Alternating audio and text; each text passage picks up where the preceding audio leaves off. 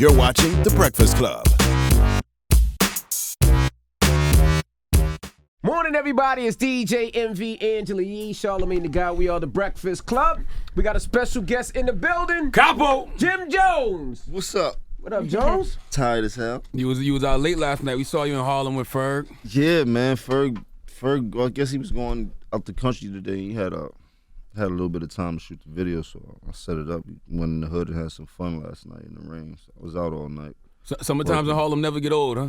Yeah, that's one place that never get old when it comes to summer, man. It's always a lovely scene and deadly at the same time. You know, same thing. A lot of gentrification going on. It's not as crazy it used to be in Harlem when, you know, you would come outside and see a bunch of white people in front of your building. And the white people slick, man. They know all the weed people. They know where to get all the drugs from. Like, you heard? They know all the names. They know the hood dudes. Like, it's, you know, it's good though. Do you like the changes, like all the new restaurants and? I'm one for change. I you know, growing up in Harlem, it was the slums. I mean, it was the ghetto. We made playgrounds out of it. But now to see them gentrifying everything, quote unquote, it feels good. The one thing that doesn't feel good to me is that the opportunities for all the people that grew up in Harlem that are still there, they're not getting the job opportunities that I would like to see happen with all these new businesses within our community. But and other it's than hard that, to buy anything and rent too because it's so expensive. See, the thing with that is that was our fault, man. There was a time in Harlem where, you know, they were actually giving buildings away for $1 if you had some good credit, and there were times in Harlem where the hustlers were making enough money to buy a new building every day on each block, and we could have had the whole Harlem if he was smart enough for thinking forward or had some type of guidance like the white people do when it comes to financial education. So basically they buying all the buildings and hiring their own people, opening up all the businesses and hiring their own people. I mean, that's what it feels like, or they're hiring who they would like to hire. They definitely not hiring the people from the projects around the corner that grew up in these places or the buildings that they renovated that some of the people had to get kicked out of just so they could renovate them buildings and things like that. So, you know. So you still get the same energy though? Like when it comes to the energy is explosive in Harlem, man, especially in summertime. You know, wintertime it dies down, but for the summertime, there's still people still up to the same antics, trying to get fresh, trying to get the newest cars, outside all night, rolling dice, popping champagne, shorties with nothing on, a bunch of thought behavior, you know. It's all good. The regular, the norm, the hood. Now you back independent. Yeah. Doing this all on your own. Yeah, shouts to Empire. My man Ghazi and Nima and them, they some good dudes. Why this route? Because you had the taste of a major. When? When have y'all never not been independent? No, I took a bunch of money from Sony at one time. Oh, okay. You even had an office up there and everything. Yeah, I had a good run, man. You know, I mean, independent lane was something that I could do. I mean, with the notoriety and the fame that the Diplomats had, it was very easy for us to jump in the independent lane. And for me being around the country so much, had a club in Houston, and I used to watch Thug make so much money off just all his independent albums and things like that. Slim Thug kids, not Young Thug. Slim Thug, yeah, let me get that right. You got Slim Thugger and you got Young Thugger. But yeah, I used to watch Slim Thug, man. He was running around in Bentleys and Rolls Royces 10, 12 years ago off their independent money, and that's kind of the lane that we took after. And then lo and behold, I'm back on an independent, you know? Yeah, now you said 2 more albums and you're retiring. What made you come to that conclusion? I mean, it was like, I mean, not to say like I'm retiring. Ain't no, you know, I don't think nobody really cares too much about Jim Jones retiring. But it's just, you know, I've been in this game for almost 20 years, and I've done a lot. So, you know, as I get ready to live my second part of life, I want to get ready to do some other things. Music is always a passion, a business that I know at the back of my hand, rather, and I'm still can make money off of it. But you know, as far as spending all my energies on it, I think I'm gonna phase out. You really have done a lot when you look back at it in retrospect. Like you had the play, you had reality TV. One of the first on reality TV too. And you had the liquor. You had the clothing one of the lines. first with the liquor. I was listening to you. The labels. Yeah. I was listening to you on Rap Radar podcast, and I was shocked to hear that you didn't have your business right when it came to the reality show. Yeah, I mean, listen, man, I love hard. So my lady had wanted to do something, and when it didn't go through the way she wanted to, I always had the opportunity to do the reality show. So it was a man by the name of Jim Ackerman who was running the whole VH1 at the time, who'd been baiting me to do a show for like 4 years, and I went up there, and when I was up there, you know, everybody knows Yandy had took off and Mona had took her spot for management as far as holding me down going in there. And, you know, Mona watched the whole thing unfold. So as a manager, you would think that she would pull your coattails to what you should do, even though you don't want to do it. And I was so high strung at the moment, like, man, I don't really care about anything long as they make a show that revolves around Chrissy, and, you know, I do whatever I do to be a part of it. So, you know, I felt the manager's job should have been to tell me no matter what, man, let's sign these papers and get all your proper active, you know what I mean? And that didn't happen. So, you know, that was one twist in life that, you know. That's grimy on Mona's part, though. Because even I got people around me, and, like, people want me to be involved with the show. They'd be like, yo, Charlamagne, make sure you get an EP credit, yada, yada, yada. So, if you know, after a few meetings, she went from being the manager to coming as a producer. So that's how that went. But old Jim would have got that back by any means necessary. Yeah, I mean, we had a chance. Like, I don't think nobody think that I was slipping or I could have got. You know what I mean, like, we had the chance to get all the EP credits and everything that we needed for the third season. But at that point, me and Chrissy was already over it. We didn't want to do no more television the way they was doing it. So, you know, we said we either give us our own show or we gonna go home and go to sleep. So what's the TV show that you're doing now? Similar to what we've been doing, family show. I like to call it the first reality sitcom. You know, I still got my mom on there. I got Freaky Zeke on there going crazy. Gosh. So, you know, and we shot it down in Miami. You know. I see. We were talking about because Shaq has a show. Well, his family, his kids, and his ex-wife and everything. They have a show coming, and I think people look at it like, oh, reality show, that's terrible. But there actually are really good ones that are family-oriented, based because it gets a bad rap sometimes. I mean, well, reality television kind of took over TV. Actually, the percentage of reality TV that's on television is crazy. You know what I mean? So there is a lot of shows that I like to watch also that kind of dope. And then you got a lot of shows that, you know, I call them roof jumpers. Everybody gets on TV to jump off the roof. And some of them shows are, you know, catch your attention for a little while. So I'm not mad at anybody. You know, I just hope everybody understand how this started and where it came from, as the same people who condemn me for being on reality TV are all now lining up to try to get their own show. Or now I heard that Cameron and Jewels might be jumping into the love and hip hop world. I mean, you know, they didn't want you to do it at first. It don't surprise me, you know what I mean? But Jewels, you know, Jewels was always advocate of what I do. He helped me out in the beginning. Anytime I need him when I was on the show, he'd come up and do Kim Bella was on pop there. up. You know what I mean? So, but you know, Cam is shaky bakey. You know, he catches on after the fact and make it feel like he did something new. You know? Now, what's wrong with you and Cameron? We gonna get a Diplomat album? You didn't hear the Rap Radar podcast. He does not like to talk about that. Yeah, it ain't really. They don't block you? It ain't really. Nah, that ain't block me. You know, it ain't really not too much to talk about. Like I told people, the reason why I did what I did as far as Instagram and stuff, I want people to see that it had nothing to do with it. There've been Diplomat records that have been on hard drives and stuff, as you can see. But what happened? Y'all did songs with Dre. Cam put one out and he took me off. So when people ask me about Diplomats, I tell them there it is. The proof is in the pudding. But I don't understand. So he just took you off. No, nothing happened before that. The song came out, and I saw you was like. Before that, he blocked me. I remember. I remember it was the Diplomatic Community 13th anniversary, so I was trying to post up a picture and then tag Jewels and Cam and Zeke and all of them, and I was trying to tag Cam and wasn't responding. Like it wasn't pop. I'm like, whoa. That's the worst feeling when you find out. I felt like, damn, like that. You gonna cut me off a text?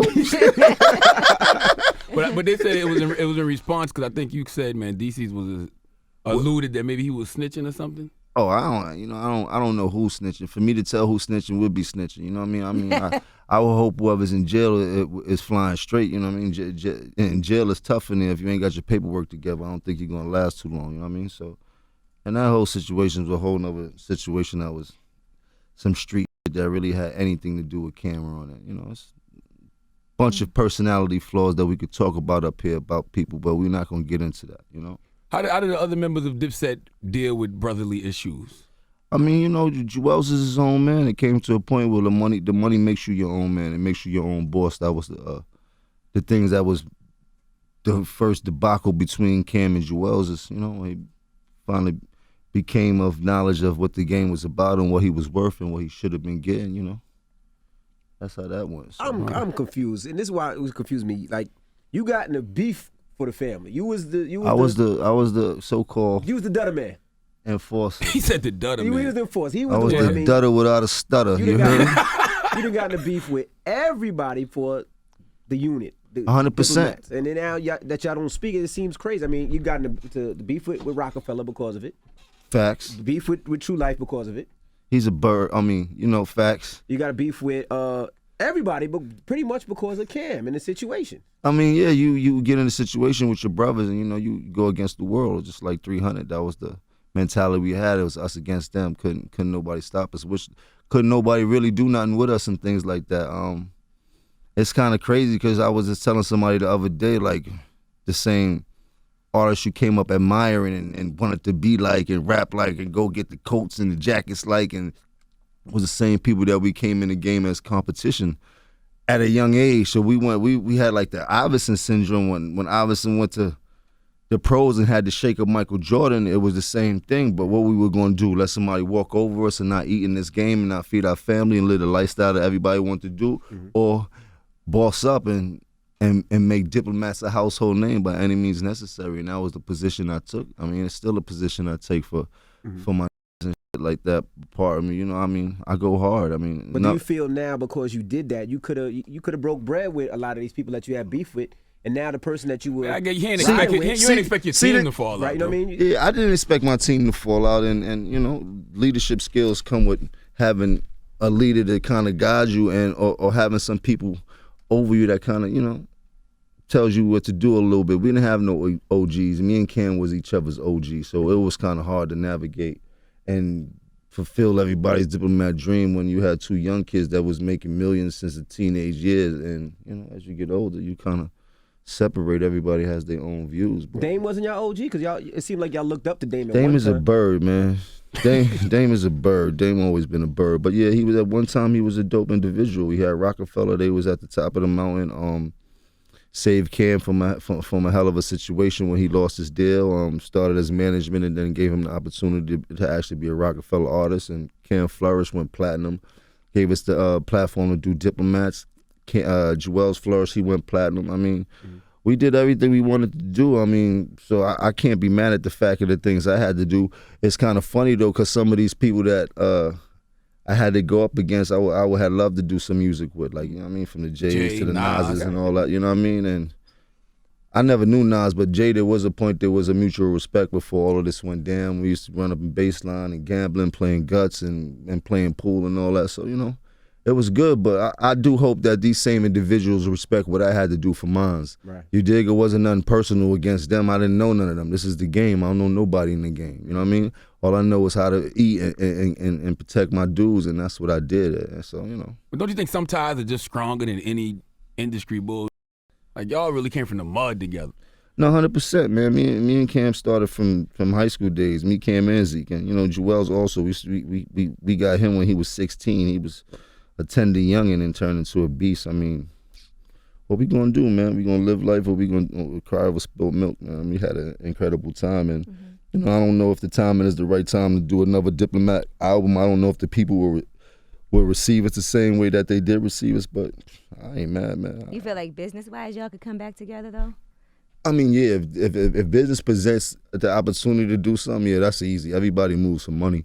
It ain't like no way. I doubt that nobody ain't gonna get up out their bed for a check, you know what I mean? But for the most part, I ain't got time to play with nobody's personal comedian endeavors. I ain't a comedian. And see, I can't tell when y'all playing. Like, even when that's Cam would do a video talking about he took you off the song. I ain't never really playing, though. Even when I'm joking, I ain't playing. I be dead serious, but I can laugh about certain things. I know certain things ain't gonna do nothing. They ain't built like that. You know what I mean?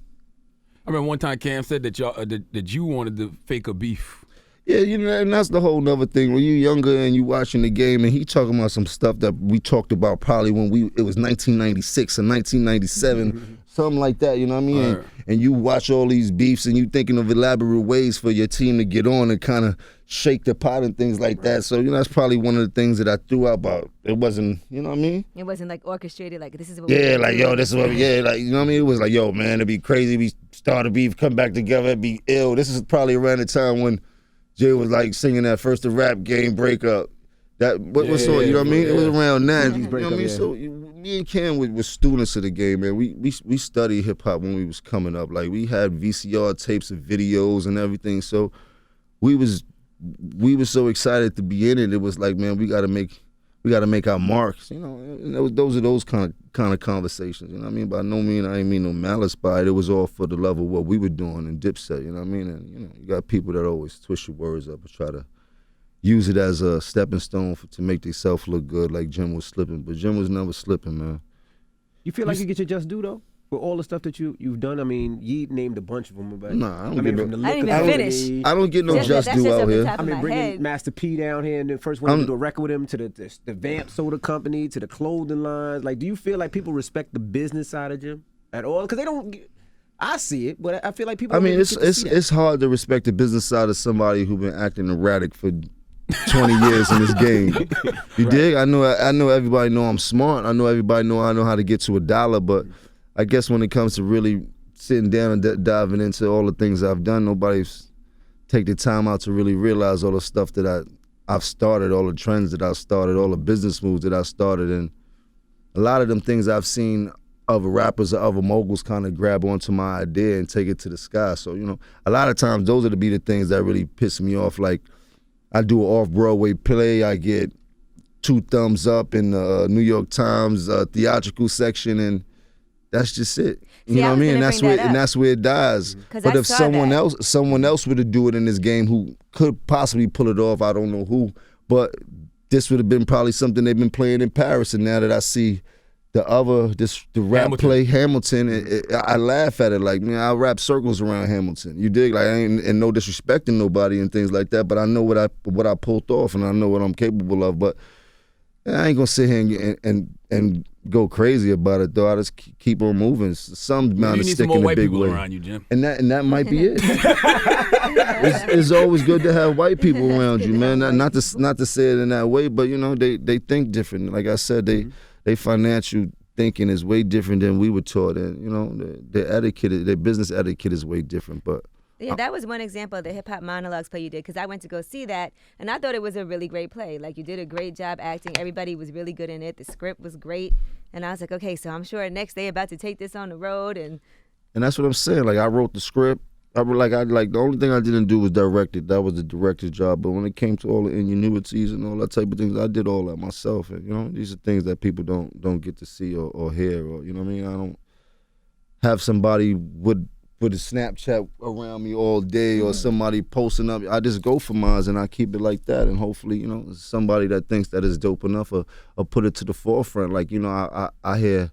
When I heard Diddy was doing, he's about to do a vocational school in Harlem, that's kind of dope. Those are actually one of the things I wanted to do for so long that I started teaching the high school curriculum for like 3-4 years straight about music, called Music 101. And you know, you don't hear people talk You about was teaching that. in high school?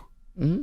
Called Music 101. I take a classroom and turn it into a fully functional record label, all the departments, and you know, and show them how to market it and promote an album or single or artist from the beginning to when they drop a dope. So project. how did you and things dress like as a teacher, Jim? You still fly boy Harlem yeah, still? and I dressed as Jimmy, and they respected it. It was an after school program. It was like an 8-week program, and my attendance was 100% attendance every week, and the kids loved it, and they enjoyed it because they just give them a different look on how you can make a career without actually having to go to college, because a lot of these kids don't get the opportunity to go to college, or their circumstances from the ghetto or where they growing up doesn't let them go to college. So, you know, I just want them to know that there's different ways you can make a buku amount of money in this. I mean, you had a lot of people that work for you too, that interned for you, that worked under you, that's doing very well. You had ASAP Yams. ASAP Yams. R.I.P. to Yams. That was a good brother. They used to tie him up and put him under the desk and all that back in the days, but he soaked up a lot of game, and to see him flourish the way he did was incredible. You got Karen Civil. She's the bomb right now. She's going. Somebody get me in touch with Karen Civil, man. I know how. That's easy. We all got That's it. easy. And there's another thing. So, you know, Karen used to work for me, and then that's how much I love my guys. Her and Duke the God had got into something, and you know, I kind of stuck up for Duke the God, him not being boisterous like he is supposed to be, especially when it came up to money. So, you know, I kind of said some irate things to Karen. I mean, so, you know, and that's how that go. But that's once again, and then fast forward, you see Duke the God talking to her and things like that, and I'd be like, wow, the Jim looks like a dirtbag all over again. You know what I mean? So, but it's all good, man. You know what I mean? It's interesting though, because in a lot of ways you kind of played the Dame Dash role, but with muscle. So it wasn't just you screaming all the time, but then you ended up being the bad guy in a lot of those situations. Yeah, I ended up burning myself out. You know what I mean? When you pop in and you hot, people will let you slap them in their face because they know you about $1 and they gonna make some money off that slap or whatever it is. But you know, when that ride starts to decline and things like that, the same people that you insulted, you know, they take it a little bit different. They're like, tables turn on. We don't need you now, you know what I mean? So, you know, I go through my in the game, but for one part, I'm always me, and it really don't matter because I know how to make money. So, you know, it don't matter where y'all at, I'm always gonna pop up and buy as much bottles as you buy. I mean, I'm living life. I love it, you know what I mean? I got a chance to take some time off and hang out with my son. That was the most important part to me. I got to go to all the plays, all the basketball, football, soccer games. They told me a story of Jim Jones at a game, and I think you were coaching, and they said they asked you to leave the building, not just. Yeah, no, that was the bad. That was the best. See, that's what I'm saying, man. They tell you get out the gym. I love my son so much and stuff like that. So I started taking him to basketball practice. Right. You dig? So when I go to basketball practice, the coach is there. I ended up being the assistant coach. Yeah. And then, you know, because I'm so passionate, I end up coaching and he end up being the assistant coach. So now we like, this is the championship weekend. We beat the first team. Now I'm coaching. I'm like, oh, I got a tech to give. He like, we don't give no techs in here. These are the kids. I start going crazy. So then I go say, all right, I quit. I'm gonna go stand on the other side and watch. Nope, out the they building. like, no, you gotta get out the building. I was like, oh man. One time I'm yelling at I'm at my son's game. They're like, don't beat Jim Jones. I'm like, what Jim do? They're like, we kicked him out of here. Jim Jones. They said they kicked him out of the building. He couldn't even watch But they the game. was mad because I had them kids rocking. I mean, it was my son. They're not basketball inclined. My son is spoiled. So he just is like his first time really. I took them boys from not knowing how to do nothing all the way to they lost. The game I got kicked out was the last game they would have had to win to go to the championship. You know what I mean? Is your son your gauge for your music? Because I saw you mad excited when he said he wanted your album and Drake's. Yeah, it's go time. Like, you know, he's smart, man, and to know that he loves my music is one of the biggest gifts in the world to me. And then, you know, he always asks me, "What's up? What we doing? We getting back on radio? I ain't hear you on the radio in a minute." You know what I mean? So, I saw you also were stressing about having to have that talk with him. yeah. What talk? The sex talk? You know. Talk. How old is he? That's an easy He's talk. 13. He just went to he's camp too for 3 weeks. I had to have a crash course with him. Like, listen, man, don't go to no camp and do nothing I would do. Please, boy. 3 weeks alone at 13, y'all know what that is, man. So, And plus, he's a little celebrity too. So yeah, he knows how to work his celebrity status. So, you know, it's good, man. I'm not mad, man. I'm out here living life. But it's different from your upbringing, though. You was in the street. Yeah, no, he lives. No, listen drugs, to me. He lives it, and I tell him that every day, man. Like, you need to count your blessings every day, because you go through nothing that I go through. You grew up in New Jersey. You're not even from Harlem. You don't even know what the projects look like. Like, you didn't have to do any of the things that I had to do. And he go to one of these snooty schools, Saddle River Day School. Like, the opportunities that he had with nothing that I had, and I love it. Like, he got an opportunity to go to Ivy League college through the school that I put him in, and that's way different from we had an opportunity to go to Morehouse. Morehouse is a great school, though. I mean, not to say it like that, but you know what I mean. Right. You dig? Like, we all could go to a black college, and that's a great thing. But ain't nothing wrong with black people going to Ivy League colleges too. You know what I mean? And that's what I'm about. I always told myself Have those that options. I put him in a way better educational system than they put me in. They put me in Catholic school, so the next step up was for him to take that road. I already did the other road. It didn't work out the way that I wanted it to. You know what I mean? So with that being said, if you a street rapper, so when you let him hear your music, he didn't live that. So how can he like really understand it? I mean, he grew up. He grew up with me. He grew up with all my guys. Like, he felt the pain. He felt everything that I went through. I'm his father. So when I come in the house, he could read off my energy. And he grew up around all the gangsters. He know all the gangsters. He got some edge to him. You dig? Like, he ain't slipping. Don't let them glasses fool you. Like, he really know what's going on. And you know, I respect him for that. But he don't put it out there. Like, you dig? He not running around sagging. He not running around bang bang. He play his lane, he do him, and you know, he's a blessed kid, man. I love him to death. How difficult is it to be a street rapper in this day and time? How difficult is it to be a street rapper? I'm a hustler, man. So, you know, you gotta find your niche and everything. I mean, music has changed; it always evolves, man. So right now we dabbing, and everybody's is loving the lean and all these. And by the way, man, you dudes is taking all this lean every second. Y'all gonna be full-blown fiends in about 3 years, just like the crackheads was in the 80s. And I'm just trying to give you one up on that, you know what I mean? But, you know, this is what the kids are loving, and I love it too. I love going in the club and going crazy, might give you a dab or two or whatever, and that's what it's there for. That's the energy that's going on. But on the flip side, when you out trying to make $1 or you in the streets hustling or you want to take a long ride and think you want something a little bit more substantial, so, you know. Y'all was on that wave at one point, though. The scissor. I mean, with scissor was liquor, man. That was the whole thing. Like, It was a drink. it was a drink, and we had opportunities to make a hell of a lot of money. It was a drink similar to Alizé. I got asked at the side of the Rockefeller building, yo, if you had a chance to make a liquor, what would it be? I'm like, scissor.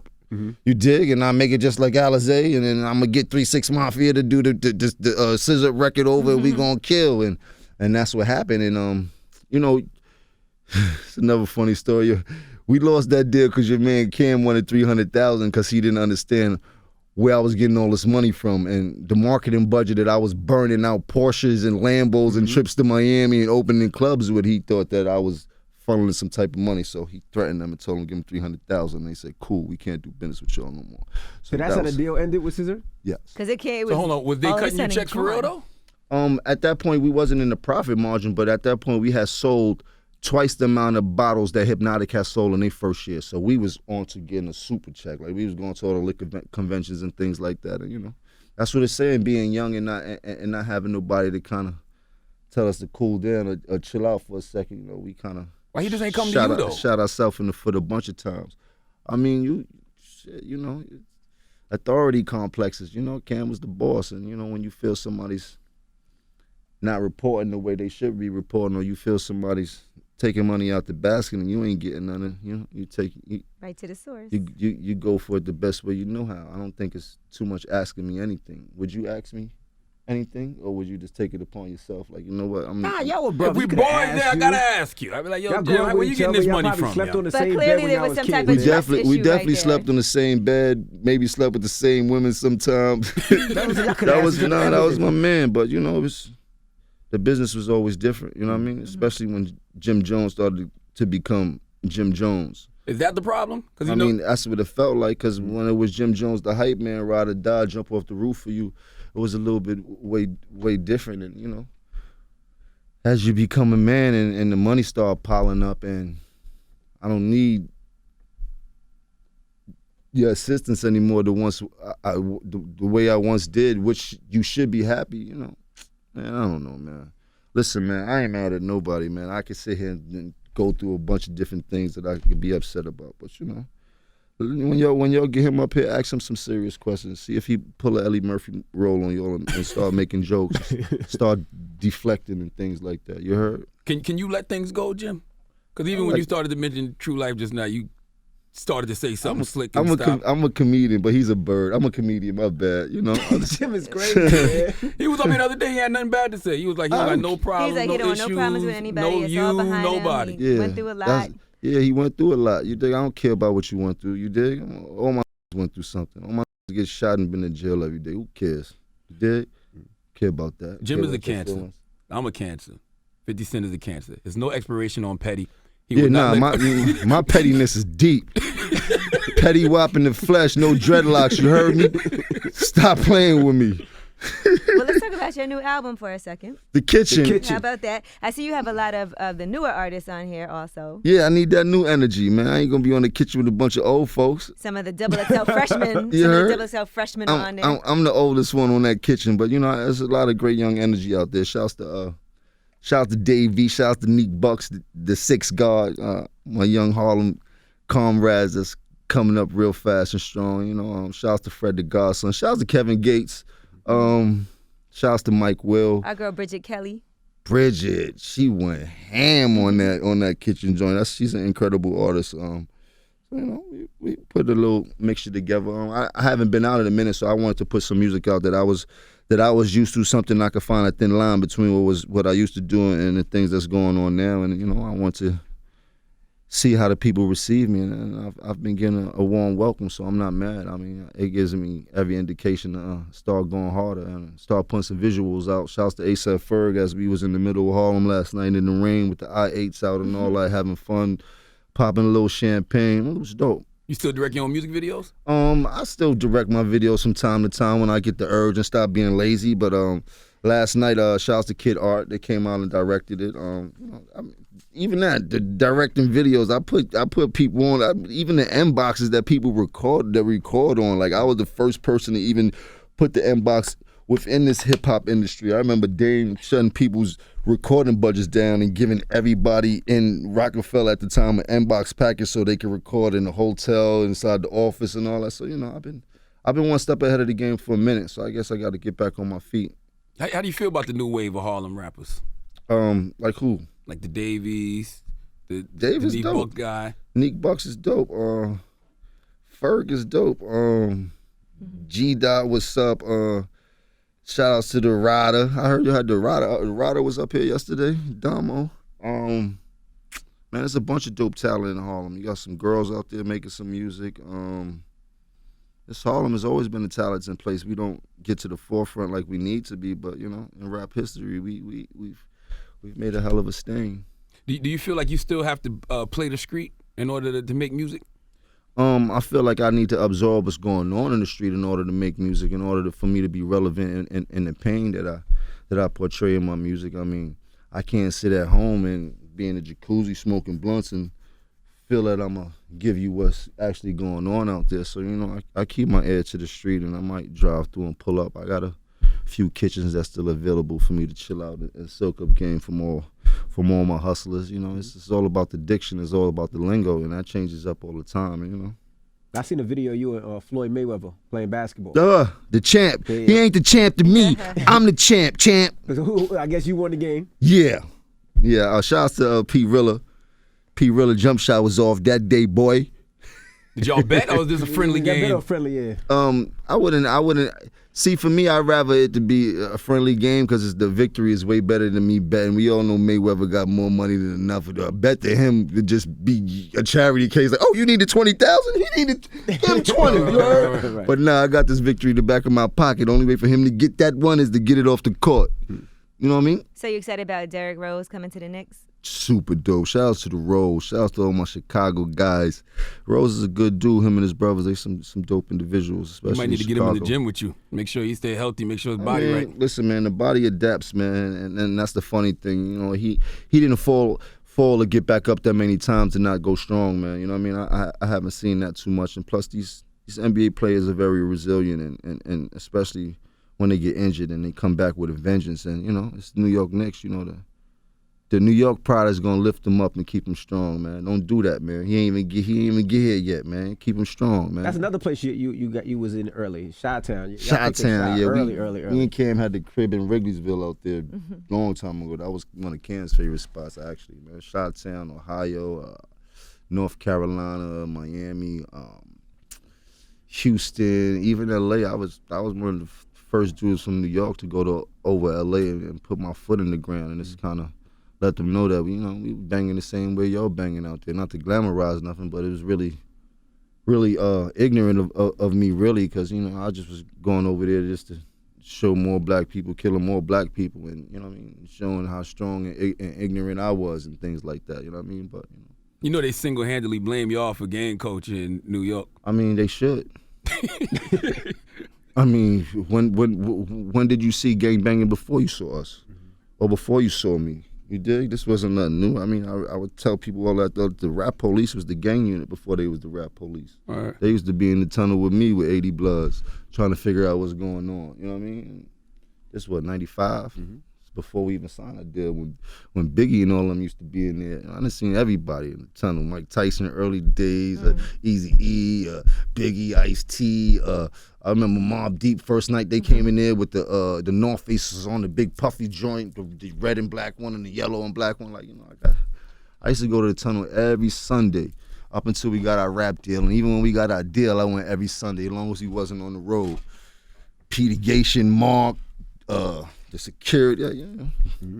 You don't have problems getting in clubs anymore now because there was a period of time when. He good now. No, I'm you good. don't have those I'm good. problems I'm now. good. I'm good now. You know, I keep it respectable. The police, they show love, man. I mean, you know, I still go through my little ups and downs, but for the most part, it's just regular. But you know, if you're fighting at this point, Jim, it's because you want to. It's not like people But got sometimes issues. it's the people like, around you too. If you bring a whole bunch of people, they be like, "Oh no, everybody can't get in." It gets a little crazy. yeah. I mean, I haven't mobbed out in a minute. I mean, I haven't seen the need to mob out. I mean, I don't think nobody wants to see that mob. So you know, I'm here by myself. You know what I mean? Yeah, that was crazy. I mean, you walked in, I was like, "What is it?" What you gonna do? Kill me? Because that's the only thing you can do. You dig? Because if I have to get up, boy. he like this. You heard? So I'm just trying to stick to the script and get my money and not even show people a reflection of what I used to be, because I think it's been documented. It's on TV. You can Google it. Like, you know what I mean? Like, the proof is in the pudding, man. I'm tired. I'm tired of being the bad guy. You dig? they don't love the bad guys the way they used to love the bad guys in this game anymore. You dig? You say all the time now. It's different, man. Like, everybody's a friend. Like, I thought this game was filled with competition. It seems like nobody's going at each other, and not to say that we need to be beefing, but it was a certain type of competition that always went on in this game between the underlying beef or whatever. It just was my team against your team, from when Biggie and Jay used to go at each other, but they was homeboys, but they had. You know what this is. I'm the king of Brook. Like, it is none of that no more. Yo, that's funny. I think it's because it's scattered now. Like back in the day in New York, everybody was popping. I think There was like 10 nobody. people popping at He once. said the same thing. He said that's what F up music. He said everybody want to be too friendly. There's no more Yes, competition. everybody wants to be the winner. Nobody likes to take an L. Nobody wants to have that L on their chest. So guess what? I'm gonna be your homeboy. We in alliance. We going like, nah, man. Like, I ain't with it, man. And not to say that, you know, everything is about people being in competition, but this is the industry, boy. The only way you get your money is by being number one, and by being number one, you got to beat the next man, and that's what I'm used to. I mean, the rap battles were rap battles. This is what built hip hop and things like that, and people made a load of money off of it. I.e., 50 Cent, he went crazy, and this is kind of the pages from the Tupac eras that we kind of took and kind of ran with it, and these are the things that made money for us as I was going ballistic out there in this industry because of the era before me. Like, I used to listen to Tupac when I was younger and go outside and fight. Like, whoa! Just listen to Pac. Who want what? Like, I was one of them dudes. Like, I watched Rad when I was young and go outside and try to jump over the highway on my bicycle. I was young and impressionable, man. So, you know. I feel like people be battling on social media now instead of Have you gotten in used to that? music with the most memes and who could diss each other. Man, and just limit birds on rules and- social media, man. Social media is like PlayStation. It's the devil, man. You heard? I don't see nothing good coming out of it. I mean, I'm on it. It's good for a promotional and marketing tool, and it's very entertaining. But for the most part, ain't nobody on the gram flexing the way they're really flexing in real life. You know what I mean? It's a bunch of fake jewelry. People in the club popping bottles know they got to go to work in the morning, living a lifestyle that they ain't really into. And, you know, it's a facade. It's a 52 fake out, but I love it. You know, I'm watching all the fakers. So we just had the 20th anniversary of Reasonable Doubt, and I'm sitting there like, okay, it's gonna have to come a point in time where all of y'all gonna have to resolve your issues, because y'all gonna have anniversaries for these classic albums y'all put out, whether it's Diplomatic Immunity. And that's the funny thing. Like, even with the 10th anniversary, like, I was thinking about that the other day. Like, this year is about to be the 10th anniversary of Ballin', I believe, next year. 17. Yeah. I'm about to do me something. I be watching all these rappers do this 10th anniversary, I'm about to do me my own 10th anniversary of this. But I guess we don't get caught up in the past. We're not that nostalgic. You know what I mean? Yeah. Like, just keep it moving. Regular. It's money to be made, though. It's money to be made if somebody set it up. I mean, I don't know. Everybody knows different. Like you said, maybe I don't have the people around me that I should, man, that kind of spark those type of ideas or execute those things that I want to do. You know. Do you miss having a team, though, Jim? Because like you said, you're by yourself right now. I mean, in what sense? I think that's by Like, choice. just in general, just having a crew around, to be in the studio recording music or traveling with. You think they at? You think they gone? Are you gonna make a phone call? I have 10 pull up right now in 10 minutes, boy. You heard? What you want to see? Like, I'm just trying to figure it out. Like, No, what? I mean like the OG crew though, like the guy like Freaky. Nah, Cam. Freaky, me and Freaky, first of all, me and Freaky, man, I known Freaky before everybody. I met Freaky when we was 9 years old, when summer school was stealing tokens out of a girl purse. Got you. Me and Ziggy is deep rooted for life. I bring Ziggy into the diplomat situation right when he's about to take off and hit the road. I'm like, no, he need to come with us because I know he gonna go ham no matter what. If we gotta fight, if we gotta dance, whatever it is, he gonna. And that's how that part. But you know what I mean. Even Joel's, I go by Joel's house. Joel's house is big like a church. Big ass house he got, man. I almost got lost in there the other day, but you know it's still the same love. I mean, me and Cam ain't seen eye to eye, but who cares, man? You know what I mean? He live his life, I live mine, man. I see the ring on your finger. You finally got married? Oh, that's my engagement ring. Mm-hmm. It's chipped up right now. Pardon me. Shouts to Chrissy, you know, my boo. You know. You know how it go, bro. You got good days and you got bad days. I know you be coming in here with a hell of an attitude sometimes. Like, man, listen, man, leave me alone. So you know how it is in a relationship. But you know, you need somebody strong to hold you down, man. Especially people that live the life we live. It ain't a simple life, man. And we always on the road. We always in and out. Our hours ain't right, and to have women to stand behind a man like that to know his passion and know his goals and that's what I do it for. The show gonna be on WeTV, right? Yeah, it's gonna be on WeTV. White people TV. Let me stop. Let me stop. The show is somebody on call me a racist. Yeah, the show is on We, man. When does it start? End of September-ish. And your mom is on it too, right? Going ham. Going absolutely crazy on the show. She's selling stuff. Oh, man. Now, your mom's a hustler for real. Nah, she's a double hustler. Yeah. She's a double hustler. Mama Jones will She call put me the before book Jim out. I will read call a me. book. Your Mama Jones will call me before Jim. Nah, she go I got hard. something for you. T-shirts, whatever she has. But that's from when I known her since babies. Like, I used to watch her make miracles on Christmas. Like, what? How did this get in here? I don't know. Lord knows. I hope she wasn't selling nothing, but you know. Mommy! What's up with that phone? That look fly. What is that? Oh, it's the brick phone, but it's a touchscreen. It's actually a smartphone. Where the hell you get that from? Flash it only. No, let me stop. My man sell them in the store and stuff like that in Jersey. So I picked it up. It's a conversation piece. I'm from that day where they used to have brick phones. You know what I mean? You got 3 phones, Jim. Like, come a point in time, you got to leave the drug dealer antics alone. I got to, right? I be running around here acting like I got birds in the truck, right? Like, this nigga don't stop, man. This got credit cards and a checking account. He acting like he got 4 bricks in the, yeah, man. What you need? 4? All right, I'll be right. You know, I miss it. I'm a hustler. One thing about hustling is the thing I miss. Even did that. I go to Harlem sometime and just post up on the corner and just soak it up. All right. You dig? Just because I miss the thrill of what we used to do coming up. And I mean, I'm having fun now, and there are different things that excite me in this game and just to be in it. But it's nothing that gives you the absolute thrill of when you was coming up, being in that street and taking that risk and knowing what's ahead of you. And you know, it's a Harlem thing. I guess every hood is like that. I mean, but. When you say you're not going to do music forever, right, and only 2 more I albums, mean, music. What do you plan to do next, though? Like, what is it? If you can see yourself, like, this is the business that I want to have and chill out and do.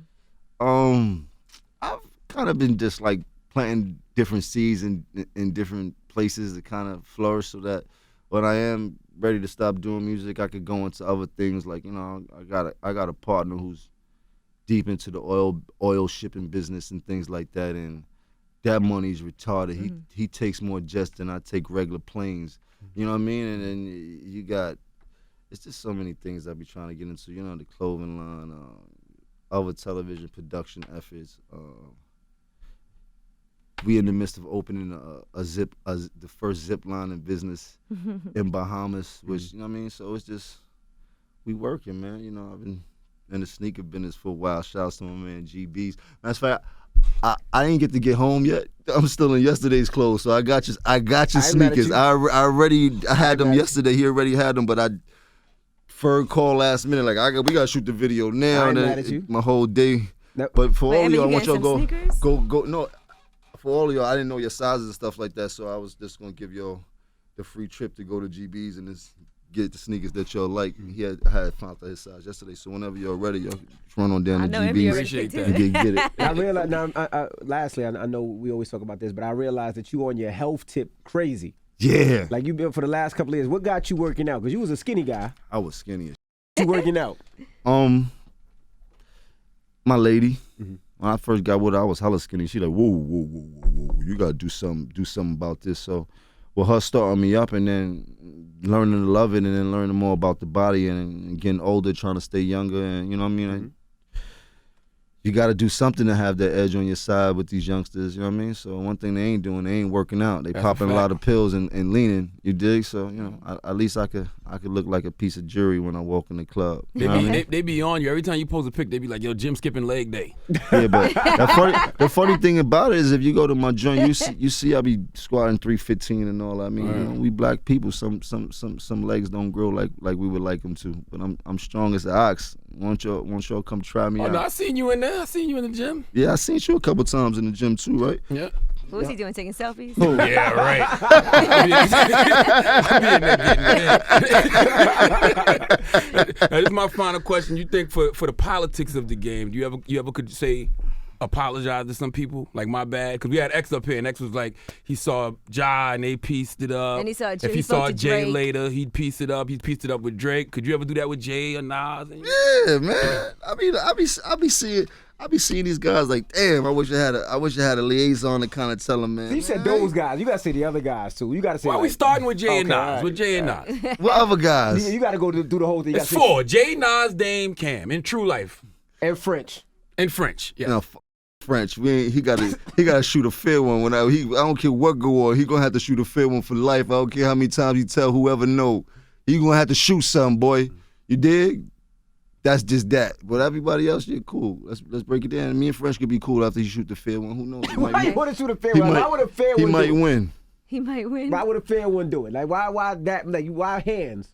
Because personally, I could have been devoured them. Mm-hmm. You dig? As I seen them in numerous places, but for me, it wasn't the proper place for me to exercise my authority for somebody to start telling me I'm ill and bullying and trying to do dumb things in the middle of a club per se, or the middle of South Beach on the sand, or the middle of like a restaurant while you eating with your black. Bully. You already said that. I could have personally devoured them already. Okay. I didn't want to exercise my authority. Okay, exactly. Nah, but you know how I go, man. I mean, I just try to change my life a little bit, but that's just a personal issue that I just got with me. I'm gonna stick with my guns, and you know, when he ready to shoot the fair one, somebody. I mean, his brother could shoot the fair one at the same time with him if he want.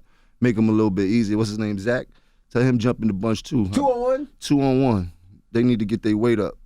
You heard? But let me stop. Let me stop. You, Jay, and Nas could piece it up. Nah. Shout out to Jay. Shout out to Nas. Shout out to anybody in this game. But, you know, Jay definitely, Nas definitely, I would like to be like, you know, at this point, it ain't getting me no money, and you dig, and, you know, but them is greats, man. You gotta tip their hat to them, man. I was pumping Blueprint and Reasonable Doubt like everybody else, trying to hustle a little crack and get some money at that time. You know what I mean? Like, he wrote theme music to most of the dudes' lives that I know that grew up in the ghetto and things like that. I mean, Nas, I used to know Nas' whole album word for word when we was in high school. You know what I mean? Like, he was vicious. He had the Helly Hand. Nas was the freshest dude in hip hop when we was coming up.